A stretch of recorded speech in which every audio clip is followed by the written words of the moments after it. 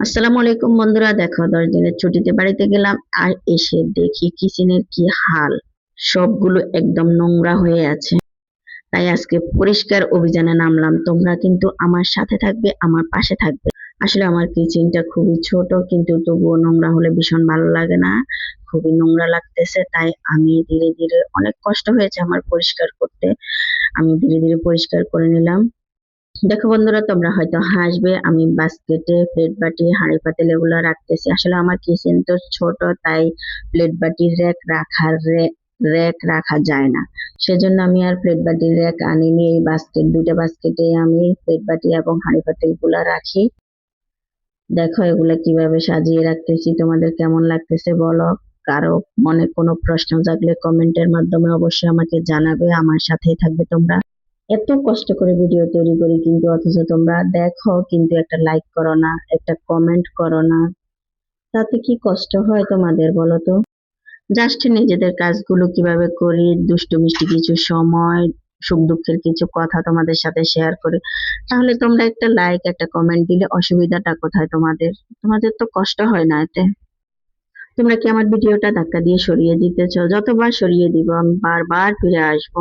যতবার তুমি আমার ভিডিওটা ধাক্কা দিয়ে সরিয়ে দিবে, ততবার আমি ফিরে আসবো তোমার মনের কথা হয়ে, তোমার চোখে আলপনা হয়ে, তোমার মনের কষ্ট হয়ে। যতবার তুমি আমাকে ফিরিয়ে দিবে, ততবার আমি বারবার ফিরে আসবো তোমারই সামনে। শোনো বন্ধুরা, ঘর পরিষ্কার করার জন্য তোমাদেরকে একটা টিপস দিচ্ছি। আমি সবসময় এটা ফলো করি এবং আমার হাজবেন্ডও এটা ফলো করে। ঘর পরিষ্কার করতে আমরা সাধারণত লাইজল ব্যবহার করি। লাইজলের সাথে সবসময় একটু ডেটল কিংবা একটু স্যাভলন দিয়ে নিবে। কারণ বর্তমানে অ্যালার্জির সমস্যা অনেক বেশি, তাই বাচ্চাদেরকে এবং নিজেদের ঘরকে সুরক্ষিত রাখার জন্য সবসময় আমাদের হাতের কাছে ডেটল, স্যাভলন এগুলাই রাখতে হবে, এবং বেশিরভাগ সময় বাচ্চাদেরকে গরম পানি দিয়ে তার সাথে একটু স্যাভলন কিংবা ডেটল দিয়ে গোসল করাবে, হালকা কুসুম গরম পানি। আমার পরিবারেও অ্যালার্জির সমস্যা অনেক বেশি ছিল। আমি অনেক সতর্কভাবে চলতেছি এবং এভাবেই চলতে চলতে আল্লাহর অশেষ মেহেরবানি এখন আমি পুরো পরিবার এই সমস্যা থেকে মুক্ত আছি। আর বিশেষ করে চেষ্টা করবে আমাদের দৈনন্দিন জামা কাপড় গুলা দিনেরটা দিনেই পরিষ্কার করে রোদ্রে শুকিয়ে তারপরে বাচ্চাদেরকে পরাতে কিংবা নিজেরা পড়তে, তাহলেও অনেক উপকার পাবে।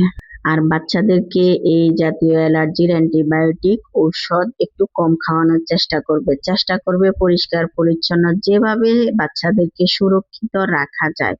কারণ এই অ্যান্টিবায়োটিক গুলা যদি একটু বেশি খাওয়ানো হয়, তাহলে বাচ্চারা আরো অনেক বড় রোগের সম্মুখীন হতে পারে।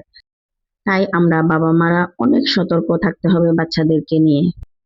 বাচ্চাদের কিংবা বড়দের আমরা দৈনন্দিন যে জামা কাপড় গুলা পরি, ওটা দিনেরটা দিনে কমপ্লিট করে ফেলতে হবে, ধুয়ে রোদে শুকিয়ে। দ্বিতীয়বার পরের দিন ওই জামা কাপড় গুলা বাচ্চাদেরকে কোনোভাবে পরানো যাবে না। শোনো বন্ধুরা, আমরা বাবা মারাই আমাদের বাচ্চাদের সুস্থ থাকার দায়িত্বটা নিতে হবে, চেষ্টা করতে হবে। দেখো দেখতে দেখতে সব কাজ কমপ্লিট করে ফেললাম। এখন ভীষণ খিদে পেয়েছে। দীর্ঘ 2 ঘন্টা কাজ করে আমি আমার কিচেনটা পরিষ্কার করলাম। খিদে তো অবশ্যই পাবে।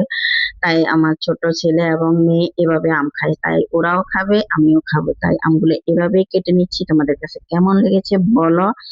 আমার কাছে তো ভীষণ ভালো লেগেছে। বন্ধুরা, তোমরা যদি আমার ভিডিওটা ফেসবুক থেকে দেখে থাকো, তাহলে লাইক কমেন্ট শেয়ার করে দাও। আর যদি ইউটিউব থেকে দেখে থাকো, প্লিজ লাইক শেয়ার করো এবং সাবস্ক্রাইব করে আমার পাশেই থাকো বন্ধুরা। তাহলে আমি আরো নতুন নতুন ব্লগ ভিডিও নিয়ে হাজির হয়ে যাব তোমাদের সামনে। দেখো এখন আমি কাজ কমপ্লিট করার পরে আমার কিচেনটার ফাইনাল লুক কেমন হয়েছে। দেখো এখন কি সুন্দর দেখাচ্ছে, বসতে ভালো লাগতেছে, কাজ করতে ভালো লাগতেছে।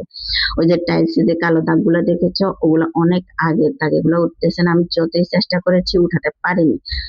ধন্যবাদ বন্ধুরা, এভাবে তোমরা আমার পাশে থেকো প্লিজ।